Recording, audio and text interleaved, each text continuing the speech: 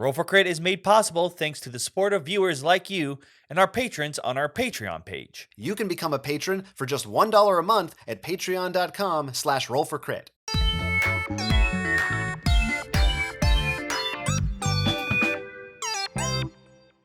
Roll for Crit is here to bring you our review of Mariposas, the newest game from AEG and Elizabeth Hargrave, designer of Wingspan. This one takes the wing theme of birds and takes it to the wing theme of butterflies. They also have wings. It's a valid comparison.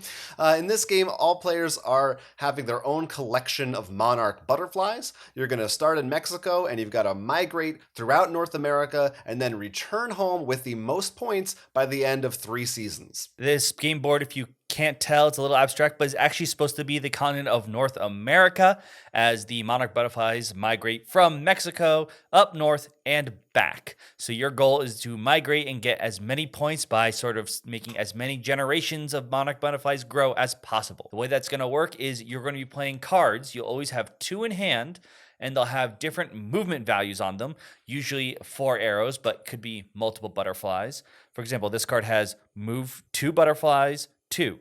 You could move 1 butterfly 2 and move that one again, or move 2 separate butterflies 2. Whenever a butterfly stops at a location, if it contains a flower, you will gain 1 flower token of that type. If you stop next to a milkweed symbol right here, you have the option to spawn a new butterfly. Now, you look at the butterfly token that landed there. So let's say it was this 1.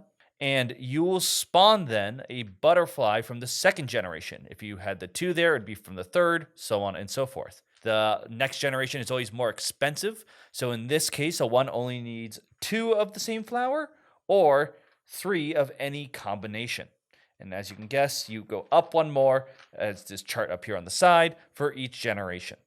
It will spawn wherever that butterfly already is, and will continue to grow from there as you spawn more butterflies. There are also plenty of cities for you to visit, and they have their own way station token.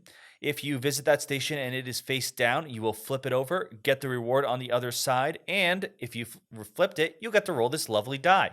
It can give you a random flower token or maybe one of your choosing. If it has already been flipped, you may still get the reward on that side if you haven't collected it before. That reward is usually going to come in the form of a life cycle card. There are 3 sets of life cycle cards with 4 cards in each set, and if you manage to complete a set of one of those, you will be given a reward. Usually it's some kind of extra way for you to be able to gain points. It might be something like you get an extra turn at the end of the game, a little perk that only players who have collected all those cards have access to. Some of those tokens may also give you new movement cards. There are 3 extra movement cards, and if you flip a token with that symbol on it, then you get to take that card and add it to your hand. And from now on, that's an additional card in addition to the 2 that you normally have, and you can choose to play that instead of one of the others. Once all players have finished taking their turns, the season ends, and you go through some additional steps. First, players have the opportunity to score the goals that will be randomly assigned by that season's card. Some of those goals will be obtainable as the round is currently ongoing. For instance, if you can hatch your butterflies in specific areas on the board, some of them will be scored at the end of the round. Maybe you'll want to have your butterflies at a certain point on the map, above a certain city, or to the right or left of a city, or maybe you want them on specific colors. Those things could vary every single game and every single round. Then you're going to see if anyone has any butterflies from the next generation. So if you're in round 1 and anyone hasn't hatched all of their generation 2 butterflies, then they get the opportunity to hatch them now for free. So that's a little bit of a catch-up mechanic if anyone was lagging behind. And then you remove any butterflies from the previous generation. So you're going to have you're not going to accumulate more and more butterflies every single time, just like would happen in reality. That older generation of butterflies is going to die off, and you're going to be working with a new set. So their positions may change and may be different as the game goes on. When you hatch new butterflies, you're first going to take them from the tops of the next season cards. Every player is going to have a few placed there at the start of the game. And if all of the butterflies are removed from that card, it will flip early. So you will have the opportunity to see what the goals are going to be for the next season and potentially prepare for them in advance.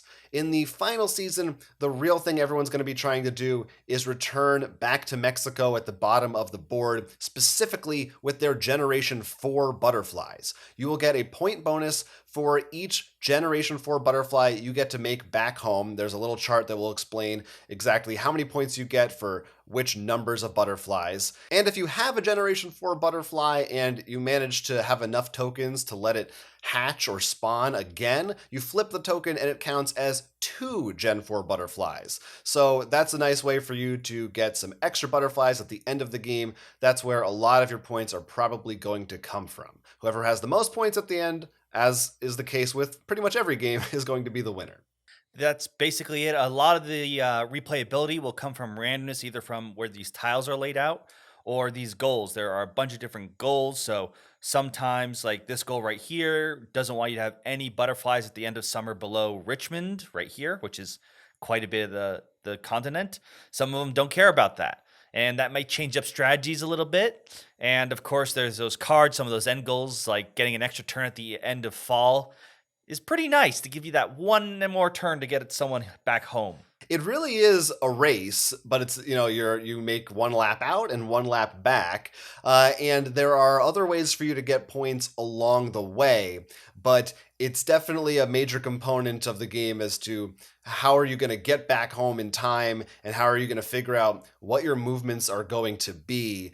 And the movement cards, of course, that you draw are random. If you ever have two of the same, you're allowed to trade one or both in for something new. So hopefully you'll never really be stuck, that you'll have a little bit of a choice at least. But it's definitely very important how you decide to use those. Do you send just one butterfly really far, or do you send a lot of butterflies out here and there in little places? That can be a really strong strategy, because the more butterflies you move separately, the more of those flower tokens you pick up, and the more you're going to be able to hatch new ones, and the more options that you have, and on and on and on.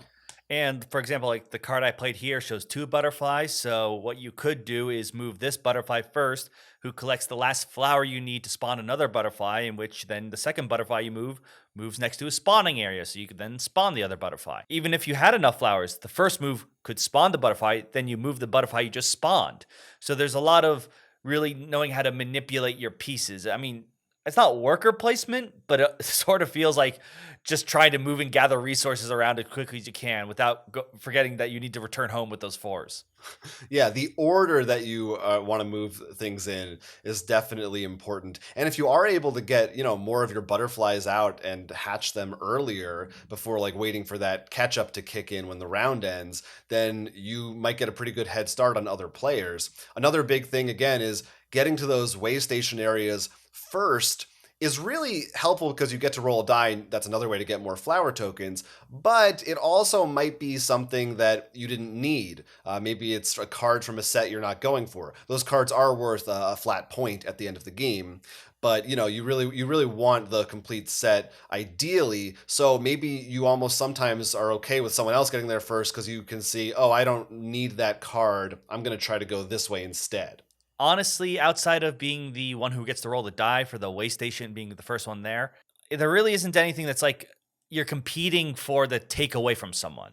This does feel a bit solo-y. It's just like, is my strategy more efficient than yours? Mm-hmm. Which, Absolutely, yeah. I mean, the player interaction, it's not a lot, which can be a little disappointing, but it is interesting, some of the weird stuff you do, and you do feel good because of how that turn order works with some butterflies. That there's a move 3 butterflies 1. So it's like, oh, I'll go here first, then here first, then here, and you feel like you did a good little combo. And then like when you see the goal, like, oh, can I make it over there? Yes, I think I can make that butterfly just over that line and put him on the East Coast to get extra points or something, So it still feels rewarding in that sense. But if you're looking for a game where you're really cutthroat and going at each other, this won't really offer that. Yeah, it's definitely not that, which for me is fine, because that's some different games offer different things. But if anything, actually, because what you're saying with the stations, Having more players it's almost more cooperative because like, great, I've seen two green stations flip. This is where they can go, and someone flips over this, and like, look, he's helping me out. I now know there's the next green token. You Right. flip a lot more of these when there's more people, as you can guess, because there's more butterflies on the board. Yeah, there's not really anything that you can do to stop other people. Multiple butterflies can share a space together. So other than getting to those way stations first, like and getting that reward early, like you said, it's not. There really is nothing you can do to affect other players. It's just who can be the most efficient and really maximize the movements available to you. And it can be interesting in seeing all those different goals as to which ones people go for, because maybe you could try to get all of them, but usually it's like one or two. I mean, it depends on the card. They might have different numbers of goals on them that you're really specializing in. And if you're successful in that, you have to be good at also predicting or hoping for which movement cards you're going to get. It rewards long-term planning for sure. And I think that's where a lot of the fun will come from this, especially because the way I really love how the generations are removed. It's not simply like, oh, I now have 20 workers. You have to think like, all right, where do I want to leave my level one worker? Because that's where I'm going to spawn the extra level, the generation two worker on top of, or B, that one's going to be gone. So like, I need to make sure it's not somewhere where I need to move next turn. Yeah, yeah. I think those decisions are really interesting. I think the fact that they leave the board really does transform the way you think about the game. Crits and misses for Mariposas. Crits. The game rewards long-term planning and careful optimization as players attempt to be as efficient as possible with the limited amount of moves they have each season. While the way station tokens and the gold cards are randomly chosen at the start of the game, almost everything will come down to your own choices, so you will feel very rewarded if you do pull off that awesome move. Hatching new generations of butterflies while losing the previous generation each season means that you can't just move your butterflies wherever you want to without thinking about the consequences and worrying about where they're going to end up in the future. Keeping track of which generation each butterfly belongs to brings a rewarding strategy into the mix, making sure that you know to place your earlier butterflies maybe farther away, making sure that those final generations make it back home. Because the goals that crop up each season are always going to be different, every game is going to feel unique. You're not just sending your butterflies out and back in the same way, you'll be looking for different regions of the board each time. The season goal cards can decide which strategies will benefit you or penalize you, depending on the placement of your butterflies in comparison to where you get points compared to cities. Misses.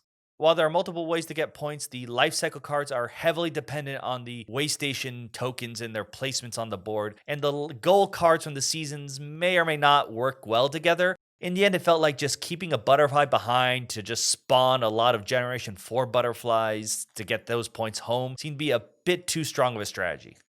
If you plan well and have a good number of Generation 4 butterflies back home at the end of the game, your score can skyrocket even above other players who sometimes have been going for those other smaller goals throughout the rest of the game.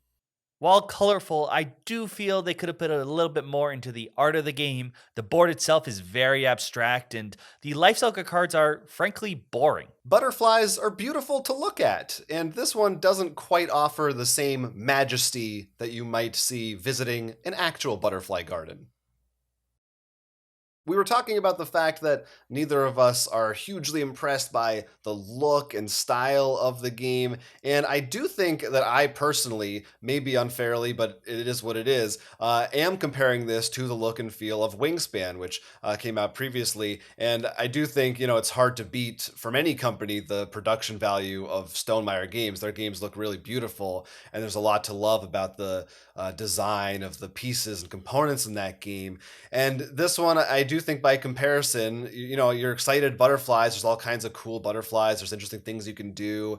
The board itself, it's just mostly black, and the spaces are just the tokens of flowers, which aren't that pretty to look at. They're just kind of little flowers. I don't really know what kinds they are. They're just sort of, I'm trying to group them in a generic way. The butterfly meeples themselves are nice, but there's nothing about it that really wows me. And I feel like while I do like this game, It feels more like a middleweight game that I feel like could have been elevated a lot more.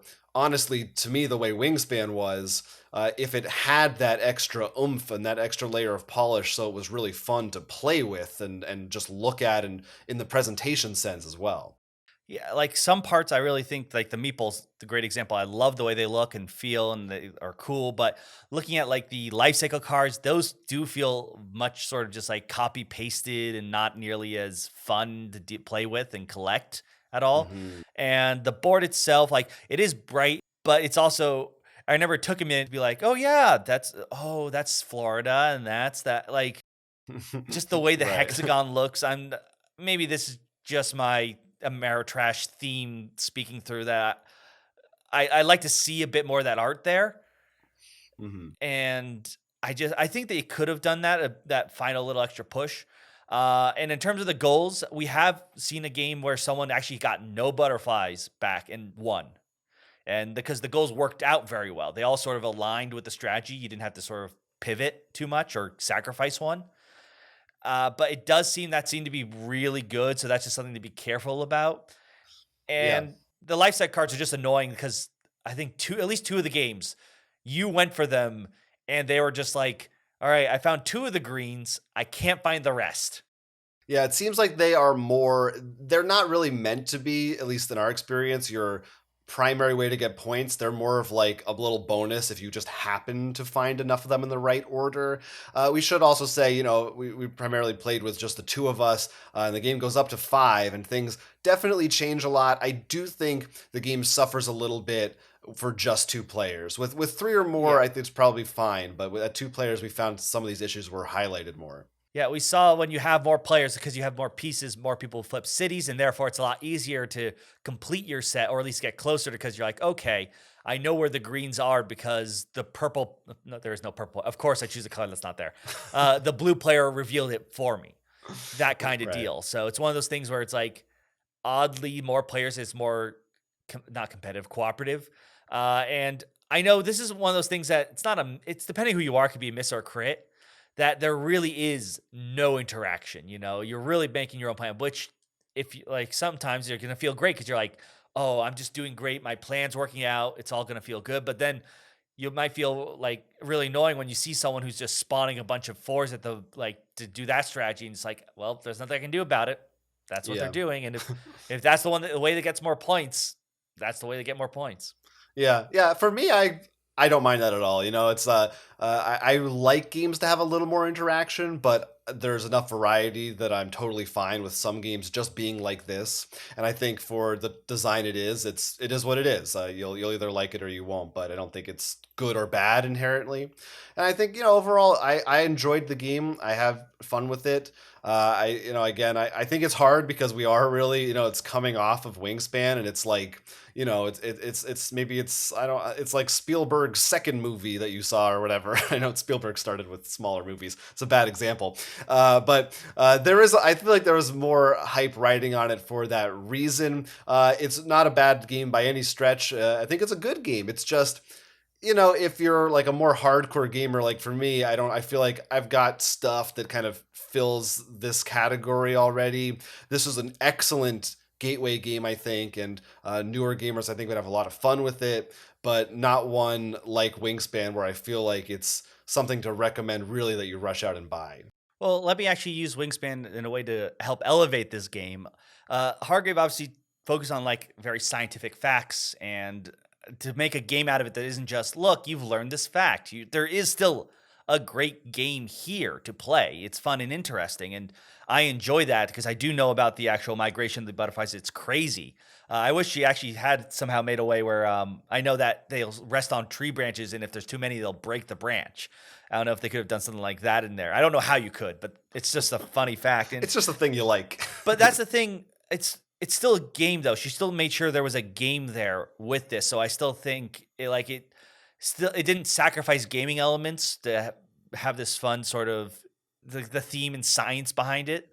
So you Mhm. still have the migrating and having to like you still need to go back. Animals don't decide I'm going to stay in New York, because there's more victory points there, kind of thing.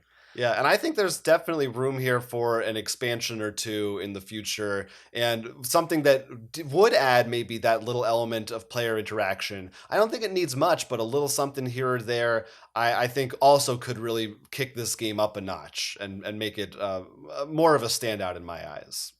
Well, let us know if you've had the chance to play and if you think this is a game that is worthy of being a competitor with Wingspan. That would be very impressive. I'd love to hear your thoughts on that. You can let us know in those comments down below. Yes, you can. Until then, I'm Jonathan. I'm Will. And this was Roll for Crit.